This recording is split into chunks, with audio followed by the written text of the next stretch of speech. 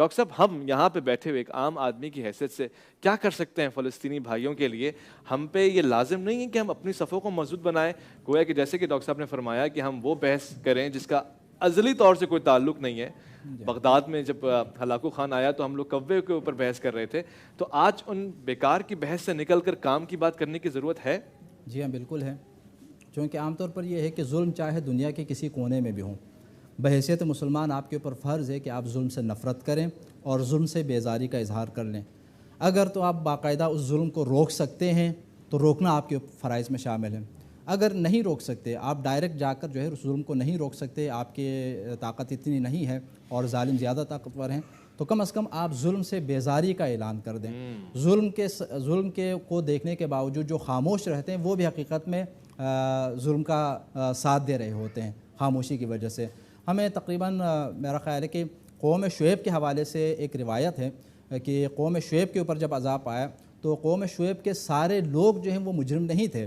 بلکہ ان میں کچھ ایسے لوگ بھی تھے کہ جو بظاہر جرم نہیں کرتے تھے. اور بعد میں جب نبی سے پوچھا گیا کہ قوم کے اندر کچھ ایسے لوگ بھی تھے کہ جو ناپ تول کے اندر کمی نہیں کرتے تھے، ان کی طرف ظلم نہیں کرتے تھے، تو یہ جو ہیں ان کے اوپر عذاب کیوں آیا؟ تو وہاں بتایا یہ گیا کہ ان کے اوپر عذاب اس لیے آیا کہ باقی لوگ ظلم کر رہے تھے، باقی لوگ ناانصافی کر رہے تھے، یہ ان ناانصافیوں کو دیکھنے کے باوجود خاموش تھے. اس خاموشی کی سزا میں اب ان کو بھی سزا مل گئی، کیونکہ خاموشی بھی ایک جرم ہے. ایک اور واقعہ بنی اسرائیل کا ہمیں ملتا ہے کہ جہاں پر ایک شخص ہے کہ جو عبادت گزار ہے، عابد ہے اور نمازیں پڑھ رہا ہے، عبادت بجا لا رہا ہے. اب اس کے سامنے اس کے بچے جو ہیں ایک مرغی کے اوپر ظلم کر رہے ہیں، اس کے پر کھینچ رہے ہیں، اس کے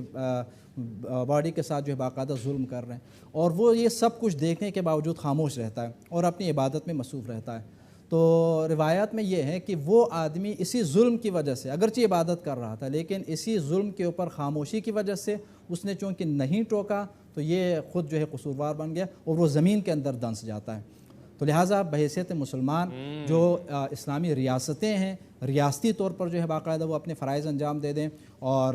مظلومین فلسطین کا ساتھ دے دیں. نہ صرف فلسطین بلکہ دنیا بھر میں جہاں کہیں بھی ظلم ہو رہا ہے، جیسے خود اپنے کشمیر کے اندر ظلم ہو رہا ہے، ان کی حمایت کر لیں، اور دنیا میں کہیں اور بھی اگر کسی کے ساتھ ظلم ہو رہا ہے تو ان کی حمایت کر لیں اور ظالموں کے خلاف. تو جو حکومتیں ہیں وہ ریاستی سطح پر باقاعدہ اقدامات کر لیں اور فلسطینیوں کی آزادی کے لیے جد و جہد کر لیں، اور جو عام لوگ ہیں، جو عوام ہیں، وہ اپنے طور پر جتنی آواز اٹھا سکتے ہیں ظلم کے خلاف وہ آواز اٹھاتے رہیں. اگر ہم اس طرح آواز اٹھائیں گے تو ایک حقیقی مسلمان کہلوائیں گے، اور حقیقی مسلمانوں کا جو شیوا ہے اس میں اس کے مطابق ہم ایک